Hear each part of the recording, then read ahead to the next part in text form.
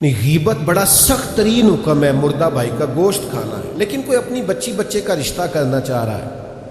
آپ اس گھر کو کچھ نہ کچھ جانتے ہیں،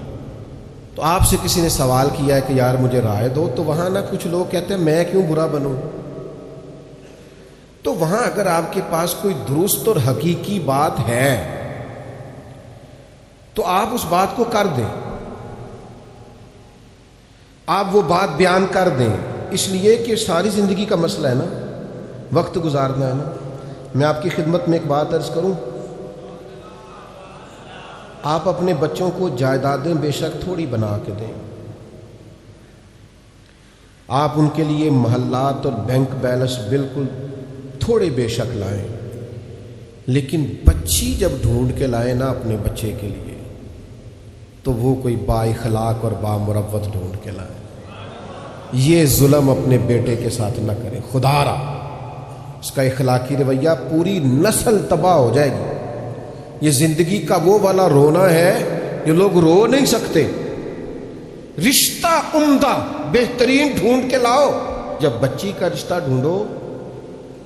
تو اس بچے کا اخلاق، کردار، انداز، گھر، لب و لہجہ، اٹھنا بیٹھنا ضرور دیکھو۔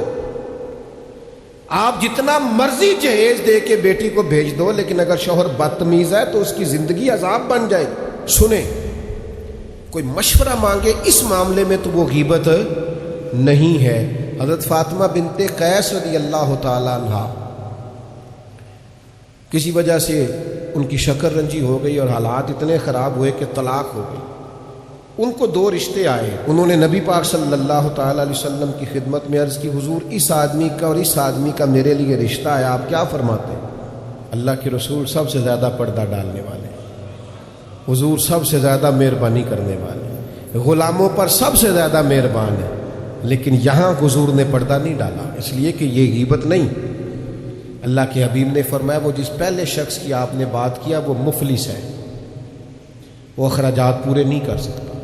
اور جس دوسرے شخص کی آپ نے بات کی ہے اس کا رویہ بڑا سخت ہے عورتوں کے بارے میں، وہ تو درہ کندھے سے نہیں اتارتا۔ یہ ان دونوں شخصوں کے اندر بات پائی جاتی ہے، اشخاص کے اندر، باقی آپ دیکھ لیں۔ یعنی حضور علیہ السلام نے وہ جو ان کے اندر کمزوری تھی وہ کھول کے بیان کی، جو بشری تقاضا تھا اس کو کھول کر بیان کی، تو یہ غیبت نہیں ہوتی، یہ تو آپ نے کسی کا بھلا کر دیا ہے۔ لیکن اس معاملے میں لوگ بڑے صوفی بن جاتے ہیں، کہتے ہیں جی